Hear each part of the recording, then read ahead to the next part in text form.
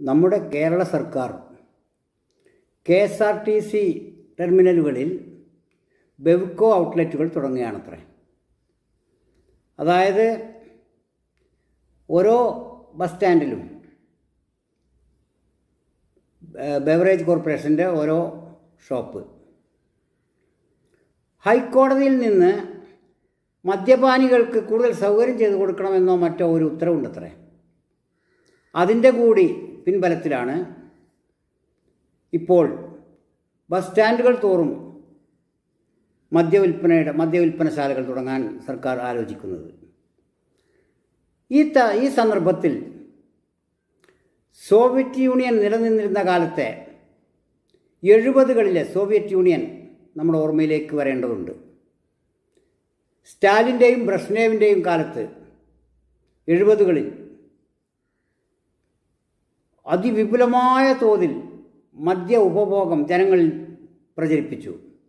പ്രധാനമായും വോഡ്ക അവരുടെ റഷ്യയുടെ ഇന്നും ദേശീയ പാനീയം തന്നെ. അതിൻ്റെ ഫലമായി 80കളോടടുത്ത് പകർച്ചവ്യാധി പോലെ മദ്യോപയോഗം സർവ്വജനങ്ങളിലേക്കും വ്യാപിച്ചു. അതിൻ്റെ ഫലമായി കുറ്റകൃത്യങ്ങളും തൊഴിലിടങ്ങളിലെ അത്യാഹിതങ്ങളും അപകടങ്ങളും മറ്റ് നിരവധി പ്രശ്നങ്ങൾ ഉണ്ടാവുകയുണ്ടായി. എങ്കിലും 85-ൽ ഗോർബച്ചേവ് വന്നപ്പോഴാണ് ഇതിനൊരു മാറ്റം വരുത്തണമെന്ന് ഗൗരവമായ ചിന്ത രൂപം കൊണ്ടത്. അതിനു മുമ്പ് 70-80കളിൽ സോവിയറ്റ് യൂണിയൻ്റെ റവന്യൂ വരുമാനത്തിൽ 25%-ലധികം ഈ മദ്യ ഉപയോഗത്തിൻ്റെ വരുമാനമായിരുന്നത്രേ. ഇപ്പോൾ നമ്മുടെ സർക്കാരിന് ബെവറേജ് കോർപ്പറേഷൻ്റെ നമ്മുടെ റവന്യൂ വരുമാനത്തിലേക്ക് ബെവറേജ് കോർപ്പറേഷൻ സംഭാവന ചെയ്യുന്നത് പോലെ. അതുമാത്രമല്ല, റവന്യൂ വരുമാനത്തിലെ വർധനവ് മാത്രമല്ല മദ്യത്തെ പ്രോത്സാഹിപ്പിക്കാൻ കമ്മ്യൂണിസ്റ്റ് സർക്കാരുകൾ പ്രേരിപ്പിച്ചത്. ജനങ്ങളെ അടക്കി ഒതുക്കി നിർത്താൻ, അവരിൽ റിബൽ സ്വഭാവം രൂപം കൊള്ളാതിരിക്കാൻ അവരെ ഒതുക്കി നിർത്തേണ്ടതിൻ്റെ ഒരു ഭാഗമായിട്ട് കൂടിയാണ് അമിതമായ മദ്യോപയോഗത്തിന് വേണ്ടി ജനങ്ങളെ പ്രോത്സാഹിപ്പിച്ചത്. ഒപ്പം റവന്യൂ വരുമാനവും. ഇവിടെ കാൾ മാർക്സിൻ്റെ ഒരു വാക്യം നമ്മൾ ഓർക്കാറുണ്ട്, പലപ്പോഴും ഉദ്ധരിച്ച് കേൾക്കാറുള്ളത്, മതം മനുഷ്യനെ മയക്കുന്ന കറുപ്പാണെന്ന് അദ്ദേഹം പറഞ്ഞു അത്രേ. അതിൻ്റെ കൃത്യത അറിഞ്ഞുകൂടാ. എന്നിരുന്നാലും പിൽക്കാലത്ത് ആ ആചാര്യൻ്റെ പ്രത്യയശാസ്ത്രമനുസരിച്ച് നിലവിൽ വന്ന സോവിയറ്റ് യൂണിയനെ പോലുള്ള രാജ്യങ്ങൾ, ഇങ്ങേയറ്റം കേരളം വരെയുള്ള കമ്മ്യൂണിസ്റ്റ് സംസ്ഥാനങ്ങൾ മദ്യം മനുഷ്യനെ മെരുക്കാനുള്ള, അടക്കി നിർത്താനുള്ള വലിയൊരു ഉപാധിയാണെന്നാണ് അവരുടെ കണ്ടുപിടുത്തം. മതം മനുഷ്യനെ മയക്കിക്കിടത്തുകയാണെങ്കിൽ മദ്യം മനുഷ്യനെ സ്വബോധം നഷ്ടപ്പെടുത്തി അടക്കി ഒതുക്കി നിർത്താൻ ഉള്ള കാര്യമായിട്ടാണ് ഇവർ കാണുന്നത്. രണ്ടായാലും മനുഷ്യൻ്റെ സ്വബോധത്തെയാണ് ഇവർ പിടികൂടുന്നത്, മതമായാലും കമ്മ്യൂണിസമായാലും. സ്വബോധമില്ലാത്ത ഒരു ജനതയ്ക്ക് തങ്ങളുടെ രാജ്യത്ത് എന്ത് പുരോഗതിയാണ് കൈവരുത്താനാവുക? എത്ര കാലത്തേക്കാണ് സ്വബോധമില്ലാതെ ബോധരാഹിത്യത്തിൽ അഭിരമിച്ച് ഒരു ജനതയ്ക്ക് മുൻപോട്ട് പോകാനാവുക? ഇതേക്കുറിച്ച് സാമൂഹ്യ ശാസ്ത്രജ്ഞന്മാർ ഗൗരവമായി ചിന്തിക്കാത്തതിൻ്റെ ഒരു കാരണം, പല കാരണങ്ങളിലൊന്ന്, ലോകമാസകലം പടർന്നു പിടിച്ചുകൊണ്ടിരിക്കുന്ന ലിബറലിസം. മനുഷ്യന് എന്ത് കുടിക്കണം, എന്ത് കഴിക്കണം, അവൻ സ്വബോധത്തോടെ ഇരിക്കണോ, ബോധരഹിതനായി നടക്കണോ എന്നതിനെക്കുറിച്ചൊക്കെ അവൻ്റെ വ്യക്തിപരമായ സ്വാതന്ത്ര്യമാണ് എന്നൊരു കൺസെപ്റ്റ് വ്യാപകമായി ഇപ്പോൾ നിലവിലുണ്ട്. തീർന്നില്ല, ലോകത്തിൽ രാഷ്ട്രീയമായി അധികാരം പിടിച്ചടക്കിയ എല്ലാ ശക്തികളും ഒരു തരത്തിലല്ലെങ്കിൽ മറ്റൊരു തരത്തിൽ ജനങ്ങൾക്കിടയിൽ ലഹരി വസ്തുക്കൾ വിതരണം ചെയ്തിട്ടുണ്ടെന്നും കാണാം. ആ പാരമ്പര്യം ഇന്നും തുടർന്നുകൊണ്ടിരിക്കുന്നു. പ്രധാനമായും നമ്മുടെ സംസ്ഥാനത്തെ ഇപ്പോൾ ബസ് സ്റ്റാൻഡുകൾ തോറും മദ്യശാലകൾ തുറക്കണമെന്ന് പറയുമ്പോൾ നമ്മുടെ സംസ്ഥാനം ഇപ്പോൾ അഭിമുഖീകരിച്ചു കൊണ്ടിരിക്കുന്ന നമ്മുടെ സംസ്ഥാനത്തെ കുറ്റകൃത്യങ്ങളുടെ വർധനവ്, അതായത് രാഷ്ട്രീയ കാരണങ്ങളാലോ നിസ്സാര കാരണങ്ങൾക്ക് മനുഷ്യനെ കുത്തിക്കൊല്ലാനും കലാപങ്ങൾ സൃഷ്ടിക്കാനും ശ്രമിക്കുന്നതിൻ്റെ പിന്നിൽ എല്ലാ സമയത്തും ഏതെങ്കിലും ഒരു ലഹരി വസ്തു കാണാം. ഒന്നുകിൽ മദ്യം, ഇപ്പോൾ ഈ അടുത്ത കാലത്തായി കൂടുതലായി ഡ്രഗ്, രാസലഹരികൾ, അതായത് ആർട്ടിഫിഷ്യൽ ലഹരി വസ്തുക്കളും കഞ്ചാവ് പോലുള്ള നാച്ചുറൽ ലഹരി വസ്തുക്കളും മുഖ്യ ഘടകമാണെന്ന് കാണാം.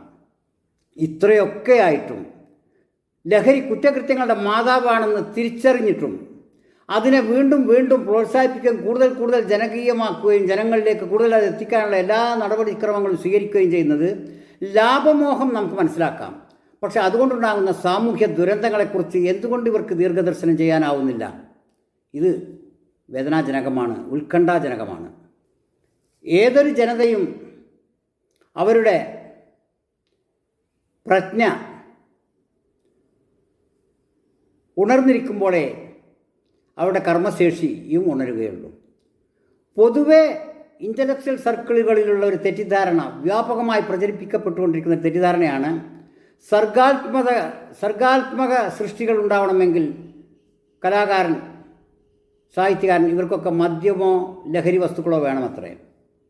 തികച്ചും അശാസ്ത്രീയവും അബദ്ധജടിലവുമാണ് ആ പ്രസ്താവന എന്ന് കാണാം. കാരണം മദ്യം കൊന്ന് തീർത്തിട്ടുള്ള, നശിപ്പിച്ചു കളഞ്ഞ നമ്മുടെ എത്രയെത്ര കലാകാരന്മാരുണ്ട്. അവർക്കൊരു ഉത്തേജനം കിട്ടുമെന്നല്ലാതെ അതിനേക്കാൾ തളർച്ചയും ക്ഷീണവും ഹാങ് ഓവറും ആണ് തുടർന്നുണ്ടാവുന്നത് എന്ന് അതിനെക്കുറിച്ച് കേട്ടറിവുള്ളവർക്ക് പോലും അറിയാം ഇന്നത്തെ കാലത്ത്. കാരണം പണ്ടൊക്കെ മദ്യപാനികളെ കാണുക അപൂർവ കാര്യമായിരുന്നെങ്കിൽ ഇന്ന് നമ്മുടെ ഗൃഹാങ്കണങ്ങളിൽ പോലും കുടുംബത്തിലെ പലരും മദ്യപിക്കുകയും കുടുംബത്തിൽ തന്നെ ഓരോ ആഘോഷങ്ങൾക്കും മദ്യം ഒഴിച്ചുകൂടാനാവാത്ത വസ്തുവായി മാറുകയും ചെയ്തിട്ടുണ്ട്. അതിനോടുള്ള അറപ്പും വെറുപ്പും ഭീതിയും ലജ്ജയും പാടെ അകന്നു പോയിട്ടുണ്ട്. ഇതിൻ്റെ ഫലമായി കൂടിയാണ് നമ്മുടെ ലിബറലിസം കൊണ്ടുവന്ന മനുഷ്യബന്ധങ്ങളിലുണ്ടായിട്ടുള്ള ആപൽക്കരമായ മാറ്റങ്ങൾ. അതായത് ലിബറൽ ചിന്താഗതി അനുസരിച്ച്, യുക്തിബോധമനുസരിച്ച് മനുഷ്യരെല്ലാവരും സമന്മാരാണ്, ആരും ആർക്കും വിധേയത്വപ്പെടേണ്ടവരല്ല, മാതാവും പിതാവും മനുഷ്യർ മാത്രം. ആ അവസ്ഥയിൽ നിന്നാണ് ഏതെങ്കിലും തരത്തിലുള്ള ലഹരിക്കടിമപ്പെട്ട് അമ്മയെ എന്തിനു വ്യത്യാസമായി കാണണം, അതൊരു സ്ത്രീ, പിതാവ് മറ്റൊരു പുരുഷൻ, പലപ്പോഴും ഇവർ തന്നെ നമ്മുടെ ഏറ്റവും അടുത്ത ശത്രുക്കളായിട്ടും കാണാൻ ലഹരികൾ അവരെ പ്രേരിപ്പിക്കുന്നുണ്ട് എന്നുള്ളത് കുടുംബങ്ങളിൽ കയറിയുള്ള കൊലപാതകങ്ങളും കുടുംബങ്ങളെ കേന്ദ്രീകരിച്ചുള്ള കുറ്റകൃത്യങ്ങളുടെ വർധനവും നമുക്ക് മനസ്സിലാക്കി തരുന്നില്ലെങ്കിൽ ഇനി നമുക്ക് എങ്ങനെയാണ് അത് മനസ്സിലാവുക? ഒരു സമൂഹം, റഷ്യയിൽ തന്നെ കാര്യം വീണ്ടും എടുക്കാം.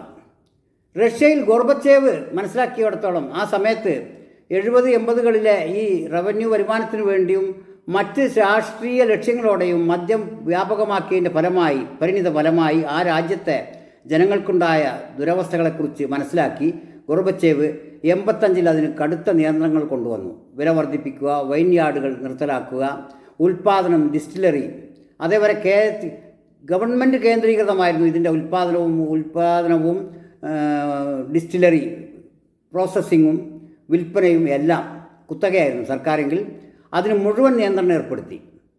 തുടർന്നാണ് അദ്ദേഹത്തിന്, നമുക്ക് ലോകപ്രസിദ്ധമാണല്ലോ, പെരിസ്ട്രോയിക്ക, ഗ്ലാസ് നോസ്റ്റ് തുടങ്ങിയ പരിഷ്കാരങ്ങളിലൂടെ റഷ്യ തന്നെ ഇല്ലാതായിപ്പോയതും നമുക്കറിയാം.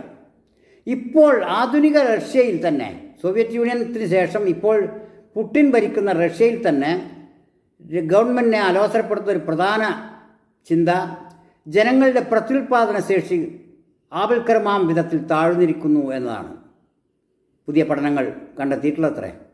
അതിൻ്റെ പേരിൽ അവർ പല കുറുക്കുവഴികളും ആലോചിക്കുന്നുണ്ട്. ജനസംഖ്യ നേരിയ തോതിലെങ്കിലും ഉൽപ്പാദനക്ഷമത കൈവരിച്ചില്ലെങ്കിൽ ആ രാജ്യം തന്നെ അനാഥമായി പോകുമോ എന്ന ഭയത്തിലാണ് ഇന്നവർ. അതിന് അവരുടെ ഒരു കാരണം ശ്രീ സന്തോഷ് ജോർജ് കുളങ്ങര അദ്ദേഹത്തിൻ്റെ ഒരു യാത്രാവിനത്തിൽ പറയുകയുണ്ടായി, റഷ്യക്കാരുടെ വഡ്ക കുടി കാരണം, വഡ്ക ഉപയോഗം കാരണം അവിടെ ആയുർദൈർഘ്യം 50 ചുരുങ്ങിയിട്ടുണ്ട് എന്നാണ് അദ്ദേഹത്തിൻ്റെ ഏതോ ഒരു എപ്പിസോഡിൽ കേട്ടത്. അതിൻ്റെ സത്യാവസ്ഥ നമുക്കറിയില്ല.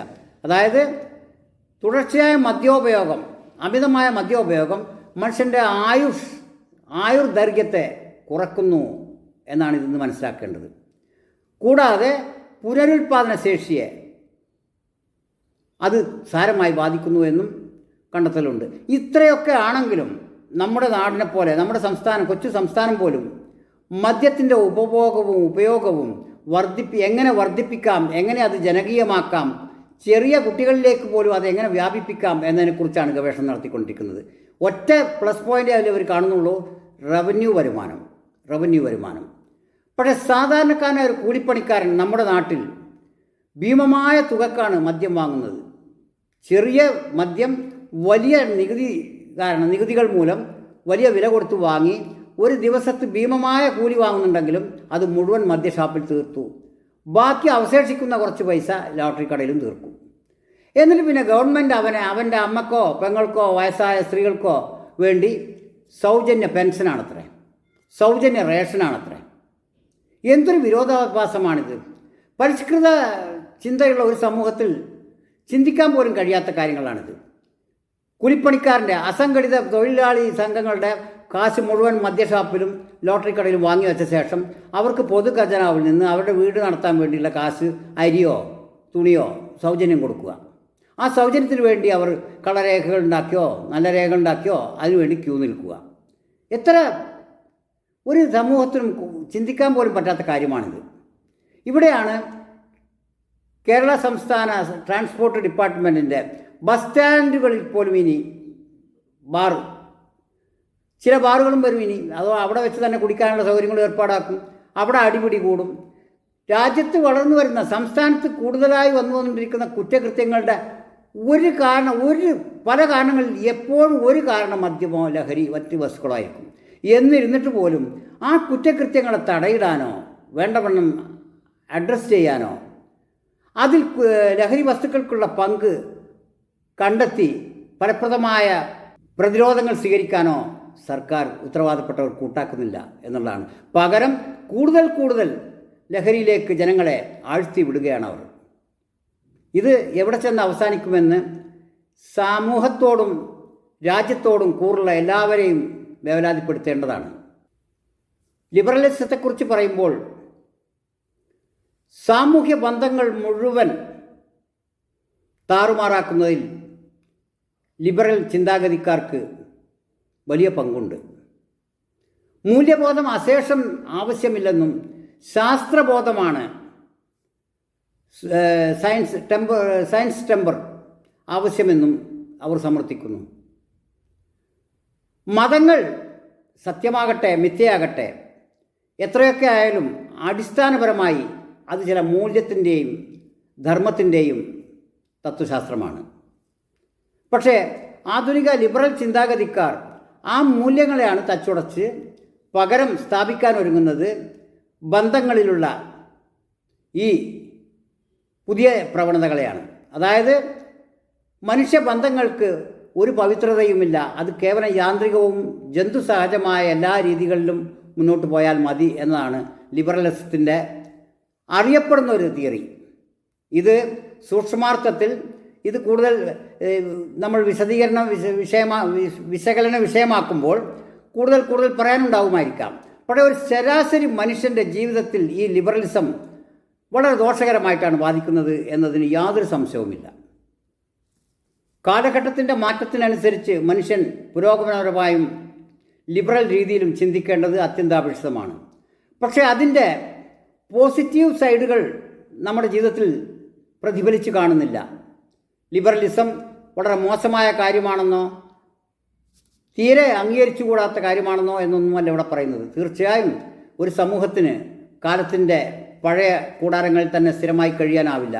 കാലത്തിൻ്റെ മുന്നോട്ടുള്ള പ്രയാണത്തിനനുസരിച്ച് തീർച്ചയായും സാമൂഹ്യ ബന്ധങ്ങളിലും രാഷ്ട്രീയ ബോധങ്ങളിലും വിശ്വാസപരമായ കാര്യങ്ങളിലും വലിയ പുരോഗതിയും മാറ്റങ്ങളും കൈവരിക്കുക തന്നെ ചെയ്യും. അതിൻ്റെ ഭാഗമായി സമൂഹത്തിൽ കൂടുതൽ ഗുണങ്ങളും നന്മകളുമാണ് അതുണ്ടാക്കേണ്ടത്.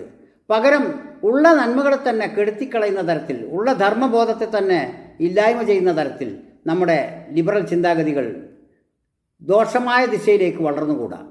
അവ പുനഃപരിശോധനയ്ക്ക് വിധേയമാക്കുകയോ ആരോഗ്യകരമായ രീതിയിലേക്ക് തിരിച്ചുവിടപ്പെടുകയോ വേണം. ലിബറൽ ചിന്തകൾ വേണ്ട എന്നല്ല ഇവിടെ അർത്ഥമാക്കുന്നത്. തീർച്ചയായും ഒരു സമൂഹവും ലിബറലായി ചിന്തിക്കാതെ മുന്നോട്ട് പോകാനാവില്ല.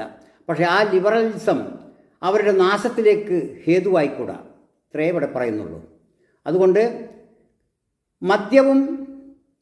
മദ്യത്തിൻ്റെ ഉപയോഗവും വ്യാപകമാക്കുന്നതിന് പകരം ആകാവുന്നത്ര നിയന്ത്രണ വിധേയമാക്കാനാണ് സർക്കാരുകൾ ശ്രമിക്കേണ്ടത്.